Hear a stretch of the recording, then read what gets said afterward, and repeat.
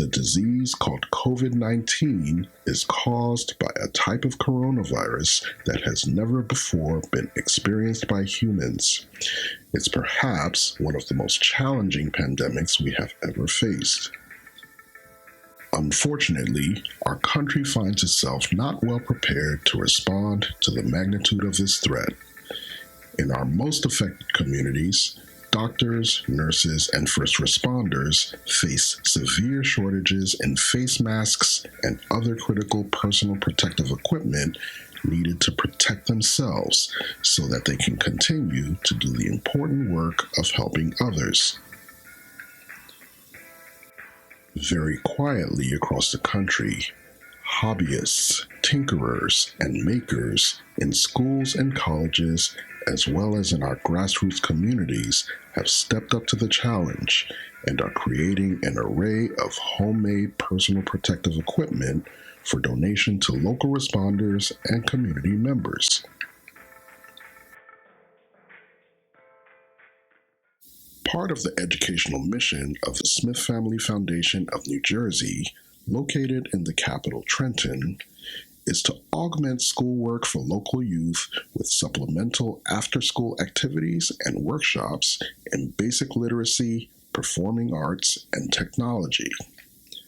The foundation has several 3D printers and has joined the growing movement to produce 3D printed face masks for our first responders. There are many designs of masks that can be found online, but the design that was ultimately chosen came from over 2,000 miles away in a place that couldn't be more different than the busy urban metropolis of Trenton. So in the wide open spaces of Montana, in the city of Billings, a team of doctors from the Billings Clinic created a design that they've put to use in their own hospital settings and is proven to be a valuable supplement that helps to preserve their existing supplies. Doctors Zaug and Richardson have made the design widely available to the public at their website, makethemasks.com, as well as on the Billings Clinic website. It's become known as the Montana Mask, and you can find detailed instructions and all of the 3D printing files that you'll need at either site. This video is for 3D printer owners in our community here in the Trenton area so that you can follow along with excellent instructions of the Montana doctors. One type of standard mask used by healthcare professionals is called an N95 mask, which means that with proper use, it can filter 95% of airborne particles, keeping them from entering the mask.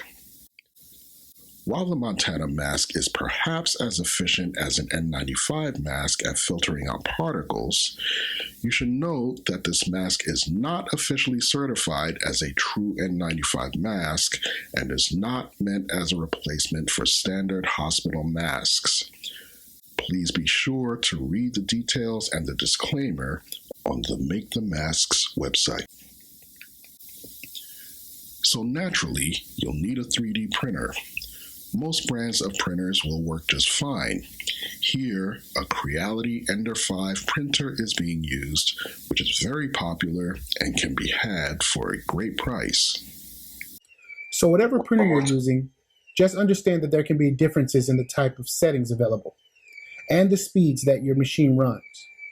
There's a lot of variations on how long it takes for each printer to print each mask, but it takes my printer about 2 to 3 hours for each.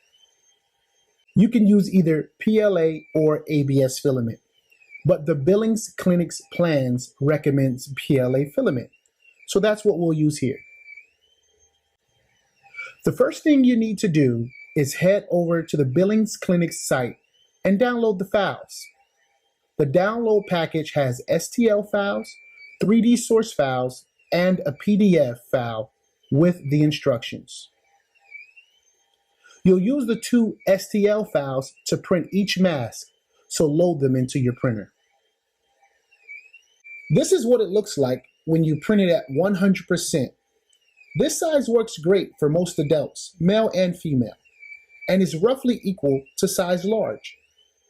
However, if you need to print this mask for young folks or people with smaller proportions, you can reduce the scale to about 90% or smaller. You'll need to experiment with the scale settings to get the right size.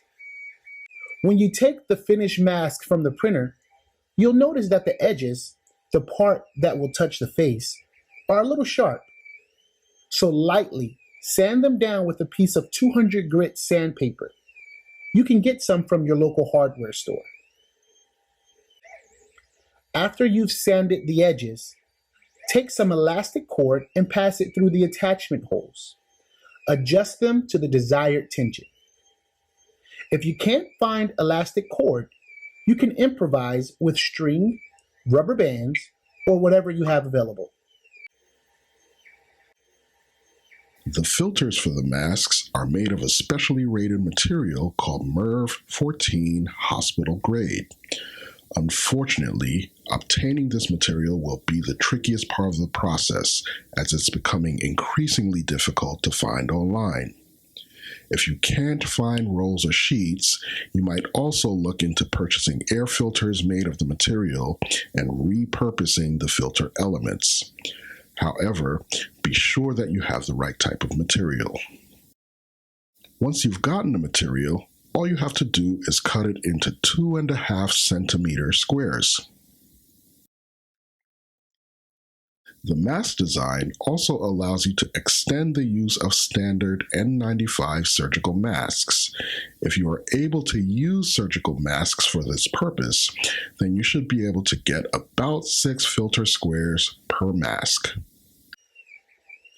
So now that you have your filter squares ready, all you have to do is place the filter square in the inside of the mask and fasten it by pushing the rings into the space in the mask and snapping it into place. These masks are reusable, but please do not share. Each person should have their own mask. They are easily disinfected with soap and water, medical sanitary wipes, or any standard disinfecting agent.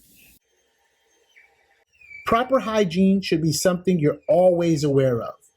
You should be washing your hands thoroughly after removing your mask, as well as before and after changing filters. Be sure that you are cleaning your mask frequently and changing your filter often. You may notice that in some cases, the bare edges of the plastic material may not fit the face as well as you might like.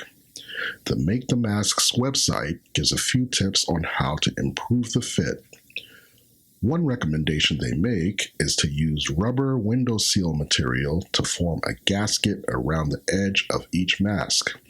You can get the rubber window seal material at your local hardware or home improvement store.